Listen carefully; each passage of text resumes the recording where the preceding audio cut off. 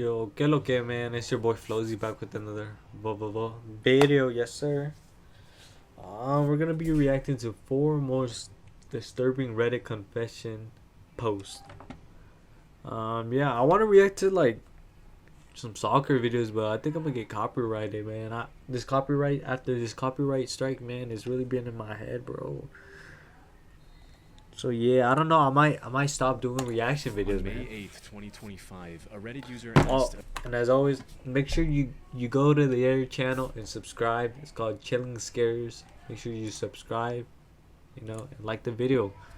And yeah, man, let's A get into grim this. yet straightforward question on r/askreddit stating, "What is the most messed up thing you have ever done?" Initially, replies to this were Yo, filled yeah, with what is the most messed up things you guys have done, man? Let me know in the comments, man. either obvious jokes or relatively tame confessions involving relationship I drama. hacked all the people who bullied me in middle school, and they all started blaming each other. That's fire, man. I ain't gonna lie, that's fire. I ain't gonna lie. However, after about 30 minutes of the post being live, one user Stealing the replied hood with a off disturbing ornaments. comment Nah, you that got stood it, bro. out from the rest. Yo! It read, I ran over a woman? Yeah, you're crazy, bro. "I ran over a woman and her child in California in '96. I don't remember the specific city, but I'll never forget it was the intersection between Vanowin Street and Louis Avenue. I think the mom died, but I don't remember what happened to the kid. I got away scot-free, and I'm only telling this because the statute of limitations already passed." Now, it's not That's uncommon for crazy, people bro. to just make up shocking stories on Reddit for attention. And at first this didn't look any different, until another user did some digging and discovered an LA Times article from July of Are you seriously the 1996 driver? about what Yo, seems like that's the crazy. same incident mentioned in the comment. That article, along with others from the time, not only confirmed the OP's claims, but also revealed the horrifying details of what actually happened that day. According to the reports, the victims of this incident were a 19-year-old girl named Ruby Moreno and her 1-year-old daughter. Ruby had taken her daughter to a nearby hospital on the morning of July 29 to treat a few minor cuts she got while playing.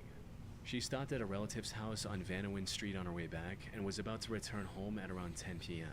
But as she was attempting to get into her car on the driver's side, she heard a loud screeching noise from behind.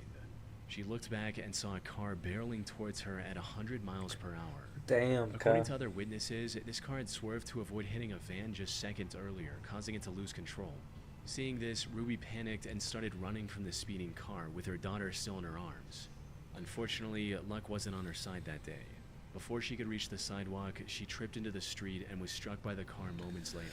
The impact sent her flying over a parked car and onto the roof of another. The baby was also tossed several feet into the air before falling on the asphalt. Miraculously, the baby didn't receive any lethal injuries and was able to survive without any That's a lasting W, damage man. to her body. Ruby, however, wasn't as fortunate. She was rushed to the hospital but succumbed to her injuries the same night. As for the driver that hit her, witnesses reported him trying to flee the scene, hitting another parked car and then a curb before successfully getting away. And from everything I could find, the perpetrator was never identified or arrested. That's So if crazy, this Reddit user was bro. telling the truth, there's a real chance he was the driver behind the brutal hit and run nearly 3 decades ago. The report from 1996 also mentioned that the driver was likely intoxicated due to the way he behaved after hitting Ruby. And when asked, the user admitted that this was the case. Were you drunk at the time, as the article says, or were they wrong about that? Inebriated, sure. More high than drunk. I was on a lot of junk back there. But the most disturbing part of his confession was just how cold and remorseless he seemed about the entire incident. Why no sympathy? Was this on purpose? No, but it's been so long. It's like a whisper of a memory. Do you think about how that child has to live without a mother now? Genuinely Damn, asking, that's you true. seem stone cold. It's been 30 years. That child probably has children of its own. I seem stone cold because I've already been through all the stages of emotions. I've justified myself, I rotted with guilt, I've had sleepless nights. I'm an old man now and I'm waiting to die any moment. I can't change what I did. I can't even pay for my crime anymore because California doesn't send people to prison only on a confession. And regardless, my health alone would render me incompetent to stand trial. There's nothing tying me back to that day but my word. Which brings us to the big question, was the OP actually telling the truth? It probably was, Unfortunately, bro. the answer to this is a bit more complicated than it initially seems. For starters, his story does match an actual incident that happened back in 1996, right down to the exact intersection he mentioned in his confession. He also added several details that didn't seem made up. and even gave a reason for why he was finally willing to confess now, because the statute of limitations had long expired. That said, there also seems to be some potential inconsistencies. Some reports claim the driver was with another passenger, and that they actually fled on foot. However, the OP not only didn't mention any passenger, but also claimed that he still had the car. He even cited its damaged condition as the reason he became aware of the accident, writing, "What was your reaction to what happened? I was too hopped up on various types of drugs to notice. It was only the day after when I saw the dried blood on my bumper." This could point to the possibility that the OP wasn't behind Ruby's accident at all. He maybe stumbled upon the 1996 article online, memorized key details like the year and the street name to make it seem real, and then fabricated the That rest would of be the story doing too as much, users gang. pressed I'm him gonna with lie, more that'd be doing questions, too much. all just to get some attention on the internet. But at the end of the day, we don't know. Although if he was telling the truth, several users have already alerted California authorities of his comments. In May of 2012, a Reddit user asked others to share a secret which, if came out, could ruin their lives. And while this post received over 44,000 comments in total, one chilling confession stood out above the rest. About 9 hours after the original post went up, a user replied with a haunting story of his own, reading, "I accidentally killed 7 people." Accidentally, gang. I ain't gonna lie, accidentally. Put a rag into a water heater exhaust to keep debris out and installed it in a rental. I get a call a week later. There's been an accident. I show up and there's a ton of EMS and police. They ask me where the gas shutoff is, and I go down to shut the gas off and see the end of the rag I forgot sticking out of the top of the heater. Rip the rag out, shut the gas off, and headed upstairs, only to be told all the tenants were dead. I drink all day now and sleep. It's killing me from the inside every single day, but if I say anything, my family is ruined. We have a bunch of rental properties and we'd be shut down. This reply caught the attention of thousands of other users who wanted more details on what exactly happened. Unfortunately for them, the account that posted this was a throwaway, and the OP didn't post a single comment after that, possibly to avoid incriminating himself any further. But when users didn't get the answers they were looking for from the OP, they began looking outward. And it didn't take long for someone to track down the news article talking about the tragic accident. According to these reports, the incident took place on December 16, 2006 in Kirksville, Missouri, where 7 victims, including 5 young adults and 2 children, passed away in their sleep due to carbon monoxide poisoning. However, while this part matched what the OP said in his comment, the conclusion the investigators reached was completely different.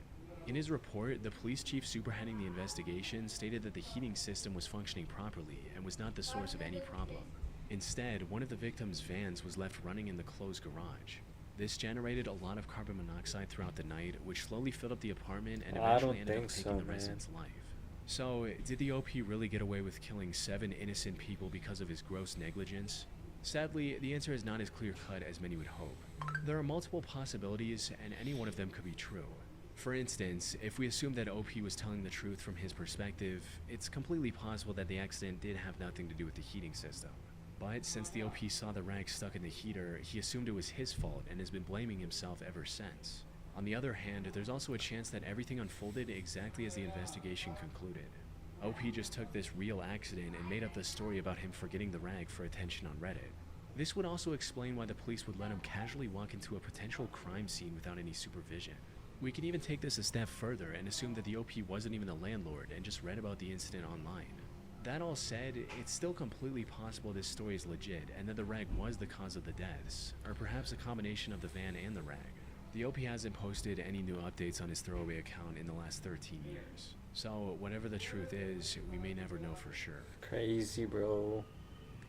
I want to know that story. I want to know what happened. On May 2nd, 2017, users on the Canada News subreddit came across a lengthy post titled, "Wanted for Kitchener Murder, My Side."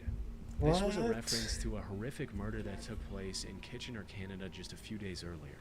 And to everyone's shock, this post was written by the prime suspect, Ager Hussein. He was still on the run, but wanted to tell the internet what exactly happened on the night of the incident. However, what seemed like a desperate attempt to share his side of the story would later turn out to be a part of his plan to evade the consequences for his actions. Though the events that led up to this started 15 months earlier in February of 2016, when 21-year-old Ager Hussein met 21-year-old Melinda Vasilier in Kitchener. The two quickly became infatuated with one another and began dating just weeks after their first encounter. Hey, W However, couple, while man. things went quite well for the first year or so, the two eventually started bickering and fighting with each other. That This happens. You just resulted in the gotta, two breaking up in April you 2017. just gotta man up. You know, take responsibility and then fight for what you want. You feel me? Yeah. Via text, and that's when things took a turn for the worst. Not long after their breakup, Adria attempted to break into Melinda's home through her patio, but was spotted by her friend Anna and her boyfriend. What the fuck? They also called the police on him, forcing him to leave Melinda alone. That's crazy. However, Bro. he kept texting her even after this He's a incident, gooner, asking man. to meet her at least one last Gooner. time. She eventually agreed and invited him to her home, hoping to talk things through and end the relationship on respectful terms. They decided to meet on the night of April 27th, but when the time came, Adria didn't show up. Melinda had asked her friend and sister to stay with her at home while Adria was visiting.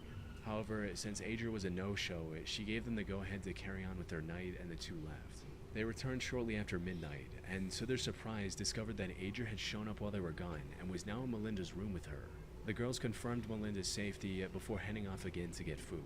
This trip took barely 30 minutes, but by the time they came back, things had somehow spiraled into a complete nightmare.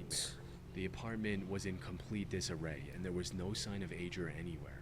And as they stepped further into the apartment, they found Melinda lying face down on the kitchen floor in a pool of blood, with her body covered in dozens of wounds. They rushed in to check on her, but tragically, it was already too late. Melinda had no pulse. After composing themselves, they contacted the police and told them everything they knew, sparking a nationwide manhunt for Adria. However, despite days of searching, the investigators were unable to find anything about his current whereabouts. That is until a post from Adria himself popped up on Reddit explaining everything that happened from his perspective. He opened his monologue by going over the history of his and Melinda's relationship, how they were perfect together, and that he was even planning on proposing to her before everything fell apart. After spending a bit more time going over the timeline of the relationship, he moved on to talking about the day of the incident. And according to him, this is what happened after Melinda's friend and sister checked up on them. We continued to talk and finally decided it was worth it to try one more time. Anna and her other friend left the house to grab food. We both let everything out and our relationship was back on track. As I'm getting ready to leave, she asked me if I had done anything with any other girls while we were on a break, or any time we were on a break. I told her we needed to be honest and said yes and told her about it. She started freaking out, wouldn't say a word, just kept slapping me with tears in her eyes. Slaps turned into hits. I told her I was Nah, sorry. this is mad interesting right now. She didn't stop, I'd do something back. She didn't stop. I then stupidly pushed her, harder than I expected. She fell against the sink. This was the first time I ever did something physically violent towards her. I told her I was sorry. She said, leave now. I began saying sorry even more and asked if I could get a hug. She was still crying. I go up to her to try and give her a hug. Almost out of nowhere, she grabs a knife by the sink. Initially, I thought she was just going to hold it to try and tell me to leave. She doesn't. She comes at me full force, aiming towards my face. I tell her to stop. She doesn't. I tried grabbing the knife, but ended up cutting my hands. After a few cuts, I lost it. I freaked out. I was scared and in a state of shock. Never in 100 years did I think she would use a knife against me. Out of shock and fear, I grabbed one. I hit her with it, almost blindly, a few times. I didn't know what happened. I was confused, shocked, and scared. I had no intentions of that happening. When I left, I honestly thought she just passed out. Then I looked at the blood and started freaking out and just ran. I didn't know for sure she had died until the next day. I honestly had no intention of ever doing that to her. I was protecting myself. From there, he went on to talk about the amount of regret and sadness he was feeling for what happened to Melinda. He also expressed his shock over the news calling this a targeted attack.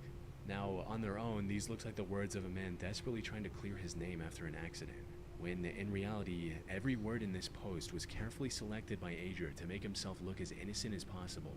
For instance, he claimed that Melinda often slapped and hit him near the beginning of his story, so that it doesn't seem suspicious when he mentions it later. When, according to people who knew her, Melinda was extremely sweet and had no violent tendencies. Adria also downplayed the break-in attempt, claiming he merely visited her house to talk, and even left out the part about Melinda getting a restraining order against him following that incident. He also mentioned that he swung his knife just a few times in self-defense, when in reality, autopsy results showed a staggering 47 different wounds on her body. Damn. Luckily, by this point, the police knew that he crossed the border a few hours later and was now hiding in the US. And while it did take them a few weeks to pinpoint his location, they were eventually able to arrest and charge him with the murder of his once girlfriend. Further investigation also revealed other twisted methods he tried to seem more innocent, like sending a message to Melinda saying, "Nice seeing you tonight. Glad we worked things out. Anyways, see you soon," hours after committing the crime. He stood trial on October 2023, where the jury concluded his motive boiled down to, "If I can't have you, no one can." He was given a life sentence with the possibility Crazy, of parole after man. 16 years. On June 7, 2019, a throwaway account made a post on the Confession subreddit claiming to be responsible for the deaths of several people. The post opened with the OP talking about his life goal 4 years ago, how he didn't get stuck in a 9 to 5 cycle. Yeah, I'm So not he trying to came get up stuck with a in that. different You business feel plan, me? Trying to selling make it out the substances. the However, trailers, this really didn't work man. out as well as he'd hoped. He hated meeting people in person and was constantly afraid of someone finding out who he was and where he lived. But then he learned about a popular marketplace for illicit substances on the dark web and started using that to conduct business. Things were going well, and even upgraded from selling just 3 substances to shipping several much more potent options as well. Unfortunately, What are you started as a selling, the major boom drogas, for his man? business turned into a massive disaster when he accidentally sent the wrong items for a few orders, stating, "I put all my addresses into an Excel spreadsheet along with their name, zip code, order, along with the amount. At the time, I was selling some super white powdered the was also a white powder. Very similar consistency. Long story short, my Excel messed up or I messed up, and about 7 people's orders were filled in as orders. They all went out. I didn't notice and kept doing my thing for a few days. After about 5 days, someone contacted me and told me their friend died from my I immediately called BS and went to check my order log and scale up how much I had of my Oh shit. left. Well, I had about 11 grams more than I should have. I still don't know how it could have happened. I wasn't a user, but I definitely was high." Put simply, the OP accidentally sent a much harder substance to his customers. And while I can't Fuck. mention its name on YouTube, it is known to be extremely lethal in even relatively small quantities. He later searched the names of these customers online and discovered that at least 5 of them had passed away due to his mistake. The sheer gravity of his actions prompted him to immediately Hey. abandon the drug trade and But it's not even his fault. I feel like the people buying the drugs, that's your fault, man. You want to do drugs, you know, some drugs aren't good. They're not good for you whatsoever, and some do kill you. So at the end of the day, I don't think it's not his fault, bro. It's the people that want to take the drug, you know. High risk, high reward, man. rebuild his life, stating, "I immediately deactivated my vendor account. I didn't even need confirmation. I knew what happened. I knew I just killed several It's people. not your fault, I gang. sold the rest of my drugs, converted my Bitcoin to cash, and moved away. Didn't speak to anyone for weeks. Found a job in a restaurant, living in a city I always wanted to. I haven't touched drugs since that day. I haven't had anything to do with that life since then." However, the OP ended the post by claiming that, despite getting as far away from his old life as he possibly could, the guilt of being responsible for so many lost lives still weighs heavily on him, and that the only reason he confessed everything on Reddit was to finally get it off his chest, hoping yeah, it might man. bring him some sense of relief. Now, He whether did this kill the actually people, helped him though, at the feel end. any better or not is completely unknown. This was his first and last post from this account, and he hasn't posted any updates since. As for if he was actually telling the truth, that much is uncertain. It's near impossible for me to track down any news articles about his unfortunate customers, given that over 100,000 people every year lose their lives from that same substance. That said, many users in the comments believe the story was genuine, and some even express sympathy for the OP's situation, though I doubt we'll get any concrete answer on this confession's legitimacy anytime soon. Hey man, if you did like that video, make sure you like, subscribe, and check out their YouTube channel, man. Yeah, que lo que.